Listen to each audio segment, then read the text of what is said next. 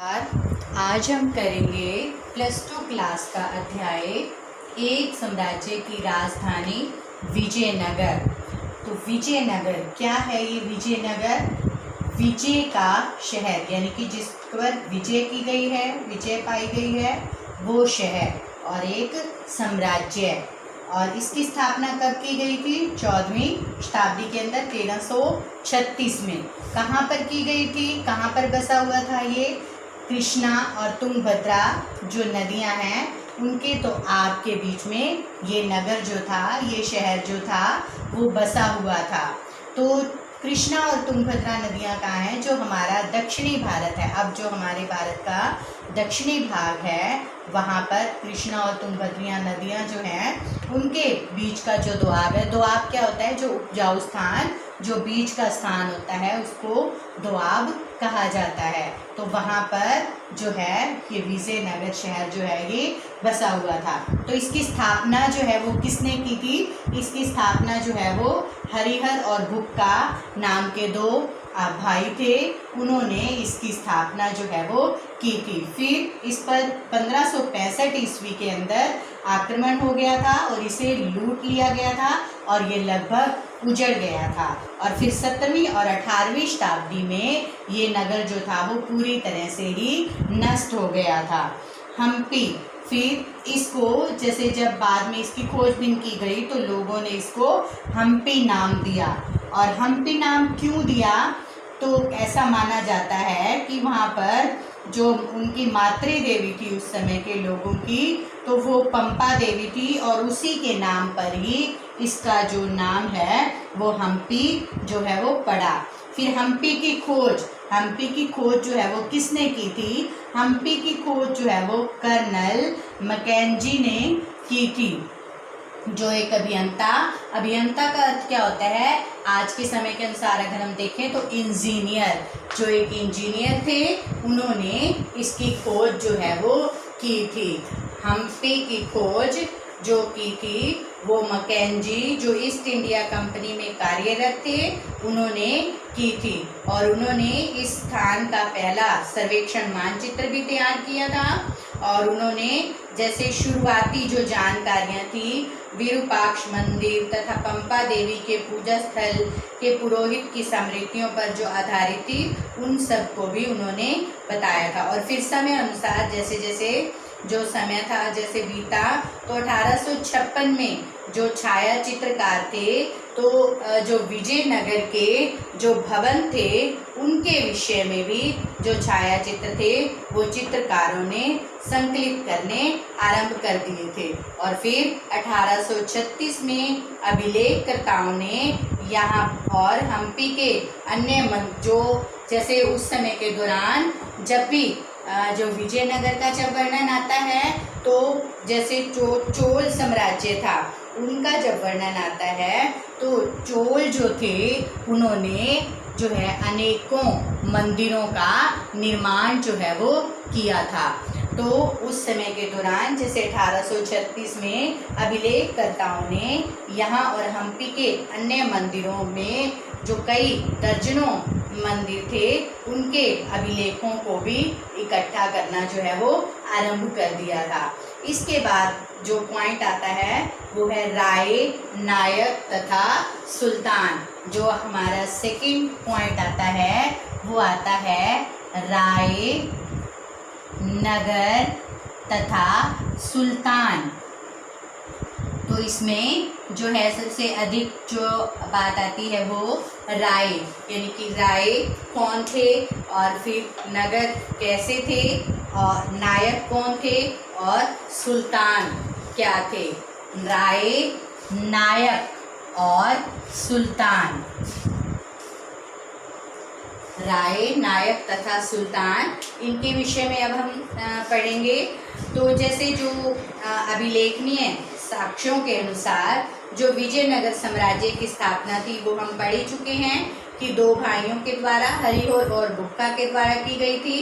और जैसे जो उत्तरी सीमाएं थी उनके ऊपर जो विजयनगर के शासक थे उन्होंने अपने समकालीन राजाओं, जिनमें ढक्कन के सुल्तान तथा उड़ीसा के गजपति शासक जो थे वो शामिल थे, और उर्वक घाटी नदी घाटियाँ जो थी वो लाभकारी विदेशी व्यापार से जो उत्पन्न थी, और जैसे जो संपदा का अधिकार था उसके लिए उन्होंने संघर्ष किया था। और इस साम्राज्य में कई भागों में पहले शक्तिशाली राज्यों जैसे तमिलनाडु में चोलों, जैसे मैंने आपको पहले बताया कि जब तमिलनाडु कहाँ है, हमारे इधर दक्षिण भारत में ही है, तो जब चोलों का जिक्र आता है तो इसका अर्थ क्या है कि चोलों ने अनेकों मंदिरों की जो है वो स्थापना की थी। तो उन्होंने जैसे कर्नाटक में होयसालों के राज्य का विकास जो है वो हुआ था, और फिर जैसे इस क्षेत्र के जो शासक वर्ग थे उन्होंने विशाल मंदिर, कौन से ऐसे मंदिर थे, जैसे जो तंजावुर का बृहदेश्वर मंदिर तथा बैलून का चक्केश्वर मंदिर जो है उसको संरक्षण प्रदान जो है उन्होंने किया था। और जो आपकी बुक है पेज नंबर 172 के ऊपर आपका ये मंदिर दर्शाया भी गया है। और विजयनगर के शासकों ने जो अपने आप को राय कहते थे, विजयनगर के जो शासक थे वो अपने आप को क्या कहते थे, राय कहते थे। तो इन परंपराओं को आगे बढ़ाया था और जो उन्होंने इन परंपराओं को नई ऊंचाइयों तक भी पहुंचाया था। फिर उसके बाद आता है शासक और व्यापारी। जो हमारा नेक्स्ट पॉइंट है वो आता है शासक और व्यापारी, यानी कि उस समय के शासक कैसे थे और कैसा व्यापार जो है वो चलता था, उसके विषय में हम इस टॉपिक के अंदर पढ़ेंगे कि शासक और व्यापारी। तो जो ये स्थान था इस समय के दौरान, तो इस समय की जो युद्ध कला थी वो बहुत ही प्रभावशाली थी। क्यों प्रभावशाली थी? क्योंकि इस समय के दौरान जो विजयनगर की जो युद्ध कला थी, तो इस समय के दौरान क्यों थी वो प्रभावशाली? क्योंकि उस समय अरबी घोड़ों का प्रयोग किया जाता था और अश्व सेना पर युद्ध कला जो होती थी वो अश्व सेना पर आधारित होती थी। और जो व्यापार किया जाता था वो अरब के व्यापारियों से किया जाता था, क्योंकि अश्व जो लिए जाते थे, अश्व यानी कि जो घोड़े लिए जाते थे वो अरब से लिए जाते थे, अरबी घोड़े, और मध्य एशिया से भी घोड़ों का बहुत आयात किया जाता था। और फिर जैसे इसमें आता है कि व्यापारियों के जो स्थानीय समूह जिन्हें कुदिरई चेटी क्या होता है, घोड़े के व्यापारी ही होता है, तो उनको घोड़े का व्यापारी ही कहा जाता था। और फिर जैसे जो उस समय जो पुर्तगाली थे, जैसे 1498 ईस्वी में कुछ लोग जो है यहाँ पर आए थे और वे पुर्तगाली थे जो उपमहाद्वीप के पश्चिमी तट पर आए थे और व्यापारिक तथा सामरिक केंद्र स्थापित करने का उन्होंने प्रयास किया था। और विशेष रूप से वो अपने साथ बंदूकें जो हैं वो लाए थे और उनका भी उन्होंने इस समय के दौरान जो है वो प्रयोग किया था। और विजयनगर जो है वो मसालों और रत्नों के बाजार के लिए भी, विजयनगर किस किस के लिए प्रसिद्ध था? विजयनगर उस समय जैसे जो मसाले होते थे, वस्त्र होते थे और जो रत्न होते थे उनके लिए जो है वो प्रसिद्ध था। और यहाँ विजयनगर की जो जनता थी वो भी समृद्ध थी और जो विदेशी वस्तुएं, जो महंगी वस्तुएं होती थी उनको भी वो खरीद सकती थी। उसके बाद आता है जो मोस्ट इम्पोर्टेंट आपका पॉइंट है वो है राज्य की चरमोत्कर्ष तथा पतन, यानी कि जो राज्य है वो चरमोत्कर्ष ऊपरी सीमा पर कैसे पहुंचा? राज्य का चरमोत्कर्ष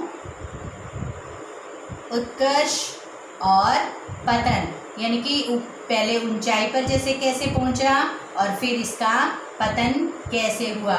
ये वेरी वेरी इम्पोर्टेंट, इसमें से क्वेश्चन जो है वो जरूर आता है। तो राज्य का चरमोत्कर्ष और पतन, तो इसके अंदर क्या है कि राजनीति में जैसे सत्ता में दावेदारों में शासकीय वंश के सदस्य जो थे वो सैनिक कमांडर भी शामिल थे।